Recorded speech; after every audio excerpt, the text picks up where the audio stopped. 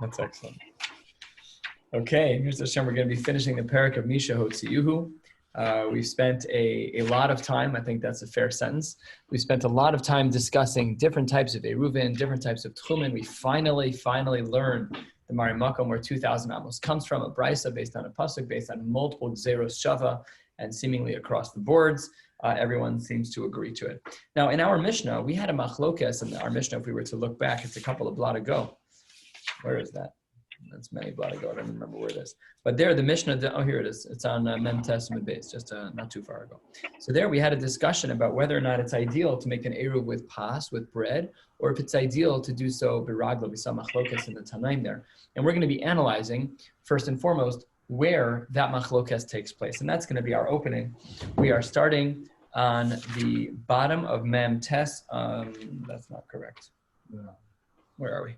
Nun Aleph, Amid Aleph. Oh, look at that. Wow, got a lot done. By the way, this is the 10% mark of Shas. I added it up. It's 271 blot. I'm pretty sure that's correct. Wow. Someone check my math. So it says the Gemara on the bottom of Nun Aleph, Amid Aleph, only 90% to go. The Gemara says, V'zehu she'amru he'ani me'arev v'raglav. We have a statement in the Mishnah. We don't really know who's authored this line, and we're going to analyze that a little bit today, who said that this is the one who holds that an ani can be ma'arev with his feet. We'll have to see what that means. Amar Reb Meir, ein lanu ela ani, and he limited it to an ani. And we saw in our Mishnah that that's not true, that according to Rabbi Yehuda, it could be an ani and an usher. So the Gemara here is now going to discuss where this machlokes takes place. Amar Rav Nachman, first we're going to learn the Shita and the Amoraim of Rav Nachman, 3rd century Amora, machlokes b'mekomi. That's if I'm being kona shvisa right here where I am right now. There we have our machlokes in our Mishnah, to Rav Meir savar ikar eruv b'pas, that the right way to do an eruv is with bread. And anihu, in regards to an anihu, de'akilu rabbanan iluya, we allow a poor person to use the other method of biragla. We allow, because remember, the ikar is with bread. Everyone's always yotzei with bread. But Nebuch on the poor person, so we'll give him a little bit of latitude. He doesn't only have to use bread, he can also use biragla. Aval ashir lo, but Rav Meir would limit a person who's wealthy from doing so biragla. And then says the Gemara, the bar plug tov, Rabbi Yehuda savar, ikar eruv biregel. Really, the right way to do eruv is biregel. Echad ani ve'echad asher applies to both. Aval b'makom ploni. But if this was in a different location, right? So all of this is machlokes if it was b'makomi. What would happen with our machlokes if we were talking about where you were pointing to another location, b'makom ploni, right? We said b'makomi over here. If I'm kona shvisa here, that's where we have machlokes between Rav Meir and Rabbi Yehuda. Aval. Third line, b'makom ploni, what if it's in a different location? Then, divrei hakol, everyone agrees, ani in asher lo. There, everyone's on the same page about what's allowed and what's not allowed. What are the line in the Mishnah which said, v'zehu she'amru? This is the line that we started quoting earlier today, the bottom, the 2 lines from the bottom, from our Mishnah. It said, v'zehu she'amru he'ani me'arev v'raglav. Whose opinion is that, asks the Gemara, when it says, v'zehu she'amru man katanila, answers the Gemara Rav Meir. Ve'ahaya kai, what was he talking about? Ve'ahaya kai a'eno makir o she'eno baki b'halacha. He was talking about an earlier case in that Mishnah of someone who does not recognize the location where he wants to be kona shvisa at a distance. Because remember, all of this is talking about now b'makom ploni. So it has to be talking about something that's far away. So it can't be talking about a case of b'makomi. It has to be talking about a case of b'makom ploni. So that's a'eno makir o she'eno baki b'halacha. What about the line in our Mishnah that says, quote, "V'lo amran me'arvan b'pas el lahakel"? Who said that? Man tanila, because it doesn't fit with Rav Meir. Because Rav Meir says that the ikar way to be ma'arv is b'pas. So says the Gemara, who is that author? That's Rav Yehuda. So all of this is version 1. And just to summarize in brief, Rav Nachman was of the opinion that our Mishnah, where there's a machlokes between Rav Meir and Rabbi Yehuda, they were only arguing where you were going to be kona shvisa right where you are b'makomi. But had it been that we were being kona shvisa somewhere else, they would not have a machlokes, they would all agree. Now Rav Chizda has a different approach, 7 lines down. Rav Chizda Amar, he's the bar plugged against Rav Nachman. Rav Nachman said the machlokes was b'makomi. Rav Chizda says the opposite. Rav Chizda Amar machlokes b'makom ploni. No.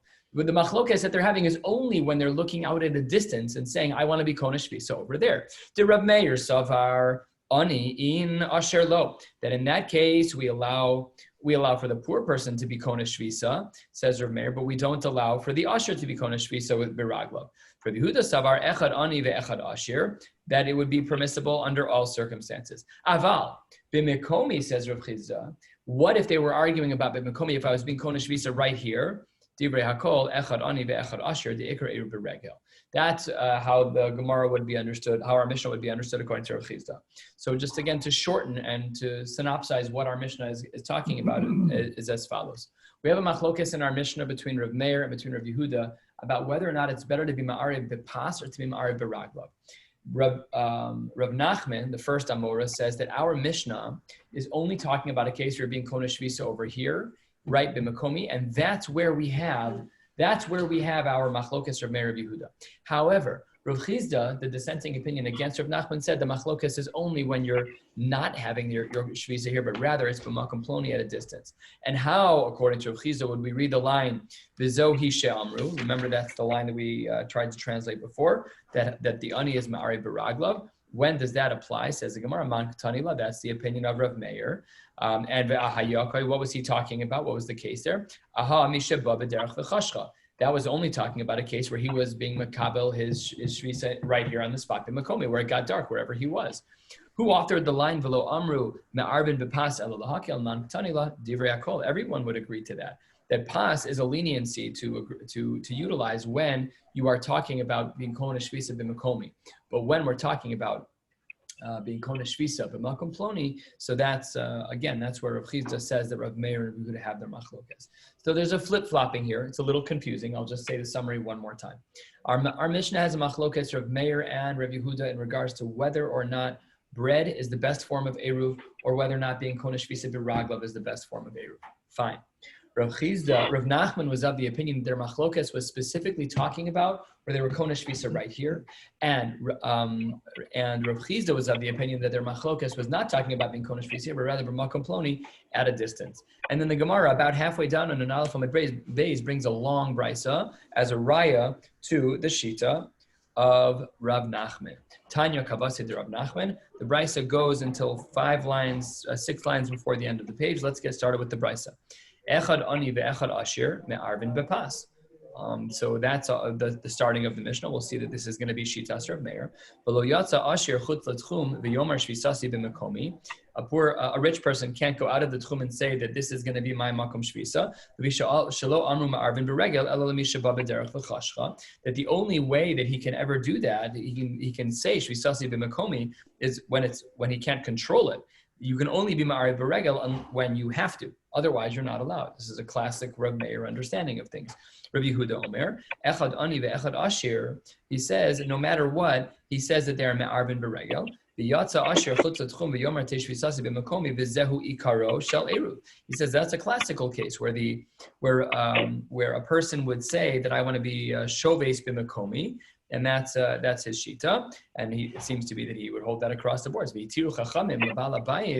This is the end of the brisa, not really related to our sugya, but we will finish the brisa nevertheless. The brisa concludes, we do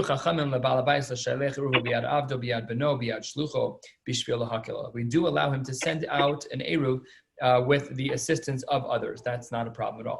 Amar Rabbi Yehuda, there was a story about the people who lived in Mamel, Beis Gurion. These were two cities that were relatively close to each other, Be'aroma, in a particular area. And they were handing out food, and they were handing out raisins to people during Shnei B'tzoros, is when there was a famine.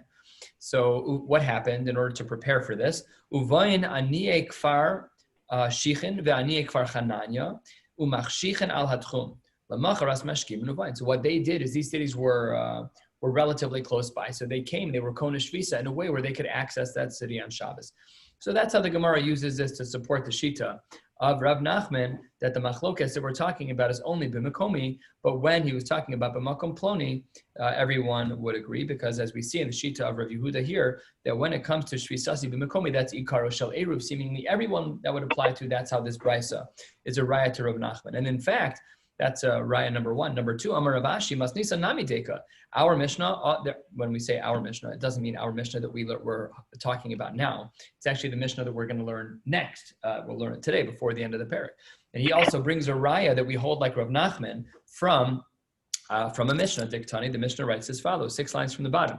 Misha Yatza Leilech Le'ir Shema Arvin La. Let's say that you sent me, I'm the messenger for town, I'm going to bring out the Eruv to be Ma'arev for the whole city. So I have the bread with me.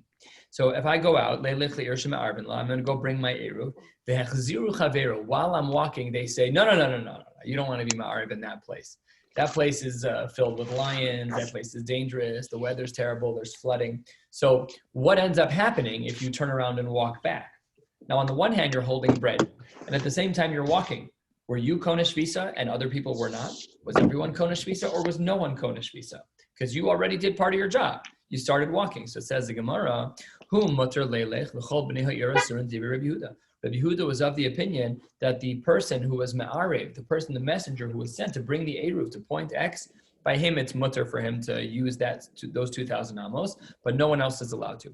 The Havinanba, when we analyze this statement of the Mishnah in the name of Rabbi Yehuda, Ma'ishna ihu, Ma'ishna inhu. What is the difference between him, who you say gets the 2,000, Ma'ishna ihu, inhu, those people in the city who you say get nothing? What must we be dealing with here? The person being Ma'arev has 2 homes, and it's exactly 2 Tchum Shabbos, 4,000 amos between them. Ihu, the Shliach himself, since he already went on his path, how do we treat him? Havale ani. The Hanach Ashirin, he's considered to be poor. And if he's considered to be poor, then he can be Ma'arev Baraglov. And the people in the city are considered to be ashirim. They're considered to be the wealthy ones, and therefore they cannot be ma'ar b'raglav. Alma kol b'makom ploni ani in ashir lo shmamina. This shita that b'makom ploni, when it's not mekomi, it's not my space. It's when I'm being ma'arev over there, and it's b'makom ploni. When we say ani is yes and an ashir is no, that is the shita of Rav Nachman shmamina. And in fact, the Gemara tells yet another story to bring yet another proof that we pass like Rav Nachman. Masni lo Rav Chia bar Ashi le Chia bar Rav kame de Rav. Echad ani ve'echad ashir. Same exact shita that we saw earlier in the name of Rav Nachman. Amar le Rav seeing bahalacha Rabbi Yehuda. You should have also added the words that we passing like Rabbi Yehuda. And the story ends right there. That obviously we follow Rabbi Yehuda within the world of Rav Nachman, and that is how the Gemara concludes. And we'll see, here's another example of this story being proved yet again. Rabbi bar Chanan have a ragil to asi mi Artivna lePumbedisa. He would regularly walk between the cities of Artivna and Pumbedisa. Turning to the top of Dafman Bezim at Aleph, the Amar, and as they were walking, there was a city that was about halfway that would enable them to have shvisa so that they can get to where they have to go. The name of that city was Tzinta. Ba'amar tehei shvisasi b'Tzinta. I wanted to be over there in that place. Rashi top line says makom mesuyam haya bein shnei hatchumen. It was a place between the 2 tchumen that would allow them to get where they needed to. Amar le Abaye, my daitech. Who exactly do you think you're holding like? Reb Meir of Reb Yehuda, halachak Reb Yehuda. Ba'amar Reb Chizda b'machlokes b'makom ploni. You seem to be talking about something that doesn't make sense. You seem to be paskening like Rav Chizda's approach to our Mishnah, and not like the shita of Rav Nachman. But how can you do that? But Rav Nachman, the Tanya Kabase. We have Rav Nachman and we have a Brisa. We have rules. You can't just hold like someone randomly. When we have, this was the methodology of the Amorai. When you had a statement of an Amora, and it was backed by a Tana, and the other Amora you're arguing with doesn't have a Tana to back you, you lose. It's as simple. It's kind of like, if you can bring me a Mari Makom, I'll listen to you. Good. So they brought a Mari Makom for Rav Nachman, but they didn't bring one for Rav Chizda. So it says the Gemara to, who is he talking to? Abaye was talking to Rabbi bar Chanan, who made this Eruv. He pointed to Tzinta and said, hey, I want to make an Eruv there. He says, you can't do that. We don't paskin like Rav Chizda. We paskin like Rav Nachman. Amarle, Hadribe, you're right. You're right. I wasn't aware that there was a brisa. And therefore, I agree with you that we paskin like Rav Nachman. Says the Gemara, Amar Rami bar Chama, Hare Amru Shavas Yesh Lo Daled Amos, Hanos in Eseruvo Yesh Lo Daled Amos Olo. Here the Gemara is asking an interesting question. Now we know that if I was Konesh Visa right here, I'd have 2,000 amos. And in fact, I'd have more than that. I'd have first my own natural Daled Amos of Daled Amos plus 2,000, namely I'd have 2,004 amos. That's if I'm Konesh Visa right now. What if I'm no Sene Ruvo? What if I wasn't Konesh Baraglov? What if I sent a messenger? So if I sent a messenger and he puts down bread for me, he's kovea shvisa for me, so I'm not there. Is there still Dalet Amos plus 2,000? Is it still 2,004 Amos? or is it just 2,000? Again, if I say right here, I'm Konesh Visa right here, but even before I'm Konesh Visa, when I stand here, I have Dalet Amos, natural, right? That's my space, I have Dalet Amos. If I'm Konesh Visa, I have 2004. But let's say that I'm away and I send a messenger to be Konesh Visa by the Stender. I'm not there. So the natural Dalet Amos that I would have had, do I also chop that up when I get my 2,000? I'm Konesh Visa, I get 2,000. Do I get 2004? How does it work out? Says the Gemara, let's see.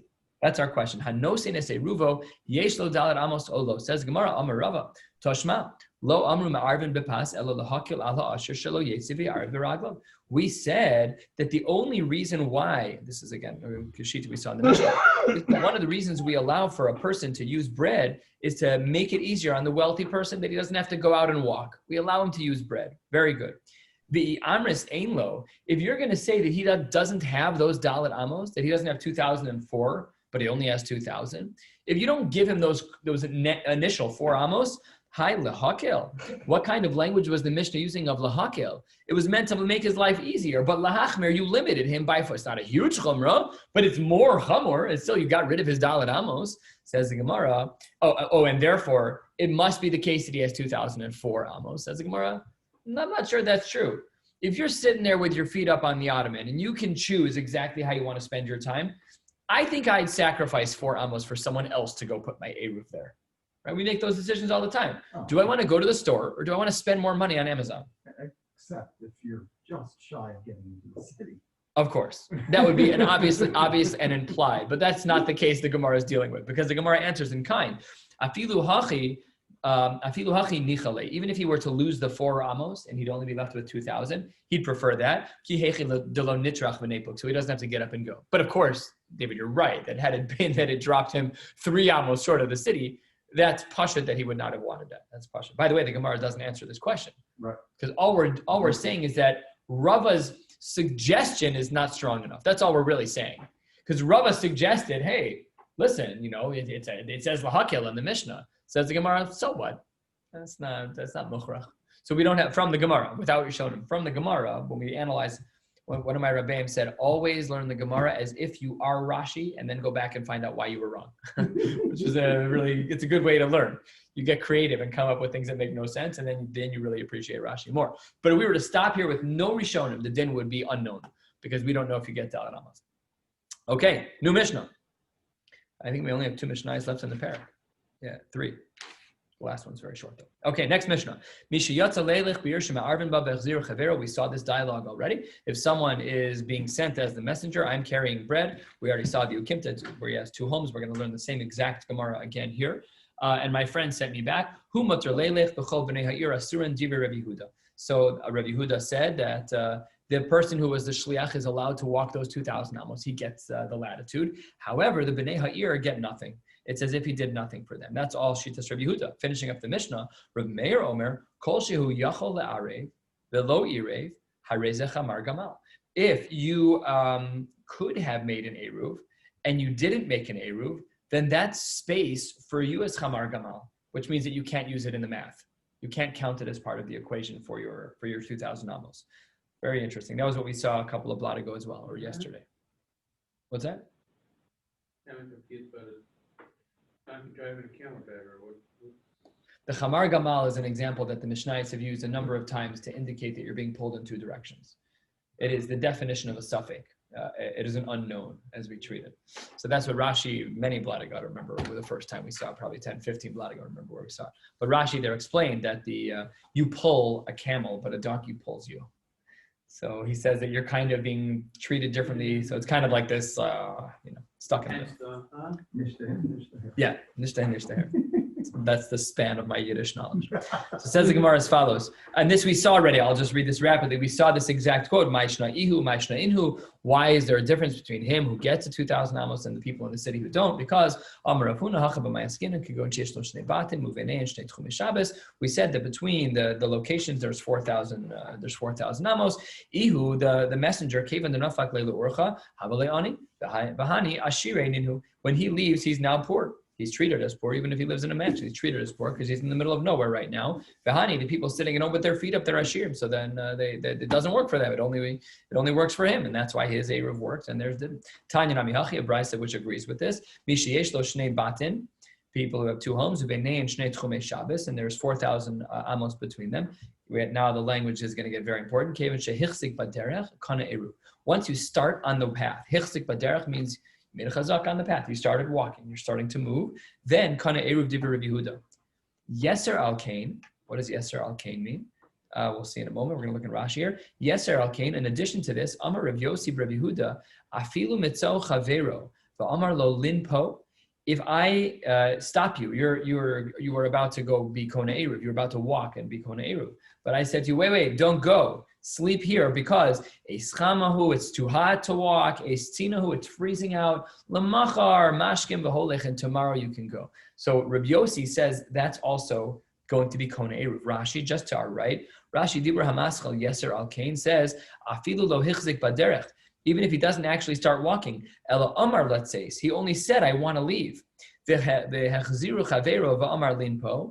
I'm like about to walk out of your house. I'm like, listen, it's been a pleasure. Thank you so much for having me. And in the back of my mind, I'm going to be go Kona Shvisa now, right? And as I'm walking out, but before I walk out, you say, stay. It's freezing out. It's freezing. So it says the Rabbi Yossi or Kona Shvisa. So this we have to analyze. We're 5, 6, 7 lines from the bottom of the page. 3 lines before the widest lines on the Gemara.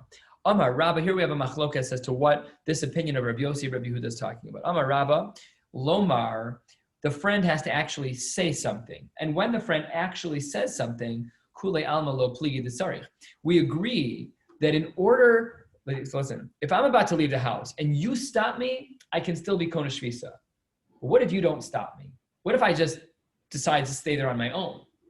No, then you're not Kona Shvisa. So what the Gemara is saying is, Lomar, in order for the friend to say something, we need him to say something for there to still be a Kenyan Shvisa. Because if I change my mind on my own, then who says I wanted to be Kona Shvisa? It's that you asked me to stay that makes my Eruv good. So that's what the Gemara says, Amar Rabba, Lomar, in regards to the friend saying something, Kuli alma lo pligi d'tzarech. If you're going to say that there was a Kenyan Shvisa, it must be that the friend said something. Ki pligi, where do they argue lahachzik? Does he actually have to begin walking? Yes or no? That's Rabba. But Rabbi Yosef Amar no. Lahachzik, in regards to actually walking to Kule Amalo Pligi D'Tzarech, everyone agrees you have to start walking. Ki Pligi, where do they argue? Lomar, is if the friend had to say something in order for you to still be Kona Shvisa before you left the house, or as you leave the house. Right, so that's the machlokas that we have here between Rabba and Rabbi Yosef, and we're now going to apply this over the next couple of lines of Gemara. Kiman Azla, like whom in this machlokas does Ula fit? Hada Amar Ula. Kiman Azla Hada Amar Ula. What did he say? Let's follow the case. Mishehichzik baderech. He's walking already. Vechziro chavero, and he was told to go back. Hareihu muchzar umuchzak. That person is considered to be muchzar. It's okay. He's gone back. That's correct. But he's also muchzak. He's also made a kinyan. He's also been kona shvisa. So asks the Gemara, muchzar lama muchzak. If you went back, then what kinyan shvisa did you make? V'i muchzak, and if you made a kinyan shvisa, lama muchzar, then I don't understand. Where are you right now? Very confusing that you're both returned and you were kona shvisa. Says Gemara, hachi kama. Afal pisha muchzar muchzak. Even though you have not left, or you were sent back, I should say, still muchzak your kinyan works. Kiman, that is kirav Yosef ve'aliba Rav Yosef Rabbi Yehuda. That fits perfectly well with the opinion of Rav Yosef, who says that as long as you walk, you are considered to have been kona shvisa, and he walked. So he walked a little bit. He was sent back, so what? But he walked, so he was kona shvisa. So this case of Ula fits with the second opinion we just saw of Rav Yosef in the name of Rav Yosef Rabbi Yehuda. Story time, short. Rav Yehuda bar Ishtasa, Aisi le Kalkala de Pire, the Rav Nasan bar Oshia. Rav Yehuda bar Ishtasa, he brought a basket of fruit to Rav Nasan bar Oshia. And then he was planning on turning around and going back. And he wanted to be kona shvisa on the path. Ki hava azil, when he was going, shavke ad denachi's darga, the Rav Nasan bar Oshia waited until he took one step down the stairs. And then he stopped him. Amar lei, beis hacha, stay here. This should be your house tonight. Beis hacha, this is your house tonight. Lemachar kadim v'azil. And it worked. He was kona shvisa. So here, Kiman, who is this like? Says the Gemara. That too is Kid Rav Yosef ve'alibad Rav Yosef Rav Yehuda. Rashi does have these next words in the Gemara, lo kerabba ve'alibad Rav Yehuda. Many other Rishonim do not. It doesn't really fit very well because this case where Rav Nasan bar Oshia waited until the guy took a step. That is only within the realms of Rav Yosef. So the Gemara is difficult to understand according to Rashi, and the Rishonim here struggle with that. That's what Tosfos says on the top there. Piresh Kuntras de me'afal pi diik de mashma de muchsar milikno shvisa being Cain lo amar inami. So okay, it doesn't really fit here, is what basically is happening here. So according to Rashi, he has to explain himself, but according to many, these words of lo Rabbi Yehuda v'alib Rabbi Yehuda are not present. So that's basically passing like Rav Yosef, that in order to be Kona Shvisa, you actually have to take a step in that direction. You have to do some type of Maisa. All right, we're getting to the end of the parak. Says the Gemara, Rav Meir Omer Kol Sheyachal La'ari. We learned this in the Bryce on the previous page. Anyone who's able to make an Eruv, but he doesn't, it's Chamar Gamal. So it says the Gemara, wait a minute, this should ring a bell. The first time we learned about this was with Rav Meir. What happened? Hatanina Chadazimna. We learned about Chamar Gamal, Safek. In the case of Safek, what did we say? Rav Meir, Rav Yehuda Omrim, Hareza Chamar Gamal. So why are you teaching me the same din twice? You're teaching me the din over there, you're teaching me the din over there when there's a Safek, that is Chamar Gamal. And over here, we have to see what the case is over here, but over here, it seems that you did not make an Eruv, and it's Chamar Gamal. So says the Gemara, that is not a question. Amar of Sheshis, lo tema. You cannot say what you just said. Lo tema, taima de Reb Meir, Safek Irev, Safek lo Irev, who tehave Chamar Gamal. You cannot argue that the reason why, that the case where Reb Meir said that it was Chamar Gamal was when there was a Safek Irev, Safek lo Irev, aval vade lo Irev lo have Chamar Gamal. You can't say that because Ela afilu vade lo Irev have Chamar Gamal. What was our case? Our case was where we said explicitly that you were not me'arev. And right there, even when we know you were not me'arev, what did we say? Chamar Gamal. So Rav Meir is teaching us two cases. The case that we saw many blot ago, a case of Safek Irev, Safek lo Irev, Chamar Gamal. But in this case, we know for sure there's no Safek about what you did. You could have, but you didn't. Even there we say Chamar Gamal. So this is a required case. So that's why this line is not extraneous, but rather teaching us yet another case and another halacha of Rav Meir, that in this case, even though we know for sure there is no suffix in this case, we know for sure you were not me'arev, the din is Chamar Gamal, that space is treated like it doesn't count in the numbers of the Alpine Amma. Next Mishnah, 1/3 of the way down in Beis and Beis. We saw this referenced earlier. If a person goes out of the tchum, even one amma, they may not come back in. Sheets of the Tanakama. Rabbi Eliezer Omer Shtaim Yikanes Shalosh Lo Yikanes. We saw this earlier. Remember the sheet of Rabbi Eliezer. If you're standing in the midst of your 4 amos, so then if you have 2 amos outside the tchum, you're still in your dalet amos. So then that's not a problem. It's all still the same thing. He says you get 2,002 amos, right? So that's fine. So then it says the Gemara, wait a minute. Amar Rabbi Chanina, hold on one second. Raglo achas besochat chum, beraglo achas chutz letchum, lo yikanes. We see in the name of Rabbi Chanina that if you are straddling the line of 2,000, you cannot come back in. This is like really taking it down to the millimeter here. Like, is it 2,000? Oh, it depends. So is your foot like one each side of the line? That's the case that Rabbi Chanina raises, and he bases this on a pasuk. Dechsivim tashiv mishavas raglecha ksiv. Your leg, singular. So one leg in each place. That's a very stark view. What? For those who say that, yes. Im tashiv. I never say it. Im tashiv mishavas raglecha. One leg. Oh, that's good. I didn't place that. Thank you. Tanya, wait a minute. You said one leg. Tanya, raglo achas besochat chum veraglo achas chutzat chum yikanes. Reb Chanina, you said lo yikanes. Yet we have a brisa that says yikanes. Says the Gemara, how many? Whose opinion is that? That's a cherimi. That's a different sheet than the Tanaim. That's okay. So basically, we have a machlokas Tanaim. If your legs are on each side of the 2,000 amma line, what do? Again, not within Rabbi Eliezer, both within the Tanakhama, because Rabbi Eliezer says you have two more amos, because your dalet amos is 4 in diameter. So if you're 2001.9, you're still good according to the second opinion in Mishnah. So all of this is within the first opinion. So we have a machlokas, and the other sheet in the Tanaim is the acherim. What do they say? The Tanya, halfway down, nun beis mebeis. The Tanya, the Brisa writes acherim omrim lamakom sherubo hu nizdaker. We follow. It's a mistake in the language. It's a nizdaker, corrected on the side here, in the Gilyon and in the Defusim Yishanim. So here, it just depends where most of you are. So if you're standing with, let's say your left leg is holding your weight and your right leg is over the line, so then you can come back in. That's a cherib. If you're standing the other way, you cannot come back in. And if you're standing perfectly even, l'chorah, you also could not come back in according to Acherim. Ika de Amri, some say that the shitas here were reversed. Amar of Chanina, raglo achas pesochat tchum v'raglo achas chutz tchum yikanes. Some say the reverse, that Rav Chanina initially said you were not allowed to come in. This Ika de Amri says, Rav Chanina says you are allowed to come in. Dichsiv im tashiv mishavas raglecha karinan. We read it in the plural, even though it's raglecha in the Kri, in the ksiv, but in the Kri, is that correct? No, yeah, it's raglecha. It's as if there was a yud. So that was his drasha. That works out great. And then says the Gemara, Tanya, wait a minute, we have a brisa that says lo yikanes uda amar ke'acherim the Tanya lamakom sheruba hu nizdakir. And we retranslate the acherim to fit the second version where you must have had your weight on the other side of the line. Last couple of lines of the parak. Rabbi Eliezer, Omer, the second sheet in the Mishnah, everything we learned from the Mishnah until here has been about the Tanakama. Rabbi Eliezer says, you can have 2002, namely 2001.9, right up to that 2 almost past the mark, no problem.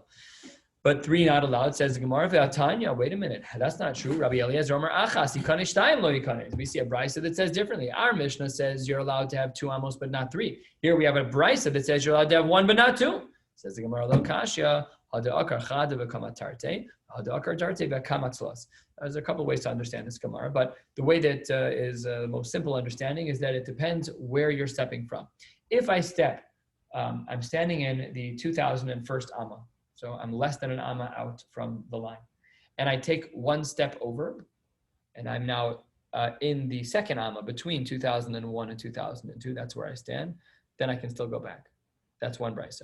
The other brisa is that I was standing in the 2001 to 2002 space, and then I stepped over 2002 to 2003 space, then you're done. So that's how we would answer up these brisas here. Lokasha hada akar chada v'kama tarte. You leave Amma 1 and move to Amma 2, and hada akar tarte v'kama tzlas. And the other one is where you leave Amma 2 and step into Amma 3. Rabbi Eliezer Omer afilu Amma achas lo yikanes. Rabbi Eliezer says in another frame, 3 shitas of Rabbi Eliezer, all against himself. And he says in another place, you can't enter at all. That was just telling the person to measure correctly. He's just saying you should measure 2,000. The what if questions are after you plan properly. But you don't you can make it 2002. Don't do that. Make it 2,000. Make it properly. If you get stuck, okay, then you have 2 more amos. Fine. But when Rabbi Eliezer said, Afilu ama achas lo yikanes, that was when he was telling the person how to measure. Kitanya lemoded, it's nanu lemoded, sha'amru nosten lo alpaim ama, afilu sof midaso kala b'ma'ara, even if the end of your 2,000 amos end in the midst of a cave, you are not allowed to go past 2,000 amos. It is a very exacting measure. Now, it doesn't mean that the what-ifs don't apply. The cases are basically 3 cases. One sheet says that he said if there's 1 extra amma, you're not allowed to go anywhere. That's what he would tell the measuring guy. Make sure you measure only 2,000 amos. The next sheet was that you're allowed to go from 2 amos back in, but not 3, and that works out perfectly. And then there was another one that said that's usher. That's because you were in the 2003rd amma. Last mission of the parak, Baruch Hashem. If it gets dark and you are outside the tchum, afilu amma achas lo yikanes tanakama. Yet again, that if it gets dark and you are 1 amma out, you may not enter. Reb Shimon Omer afilu 15 amos yikanes she'ena meshuchos mematzen amidos mipnei atoim. Wow. After all of this, look at that. We give you a 15 amma error space. Namely, that when they measure it out, they have a rope, like you go to the store, they have a preset rope. The rope was not 2,000 amos. It was 1,985 amos because they didn't want anyone to mess around and violate Isurei, either Derabanan or Deraisa. Says the Gemara, Tana mipnei toe hamida. We were concerned about people who might have made an error, and accordingly, that's how the 2,000 amos are measured. Now, again, if you want to get all kinds of mathematical, you can. The math that we did was that the 2,000 amos was 2,000 times 1.4, because that's how I remember we said this already, whatever the math was. So here it's 1985 times 1, but it's a little bit, this changes the math a little bit. But that's not Ladina, that's just a preventative measure. Technically speaking, you have extra 15 amos on going outside of that. So then for sure, if you go out of the 1985, if you go past that for 8 amos, 10 amos, 12 amos, you can still go back to the chatzi. You have not even violated a Nisr Derabanan until you get to the 2000th amos, when you will have. Baruch Hashem, Hadron alach misho tziu, Hadron alach misho tziu, Hadron alach misho tziu. Yiratzon, we should come back to this parak in 7.5 years. Amen. Good help.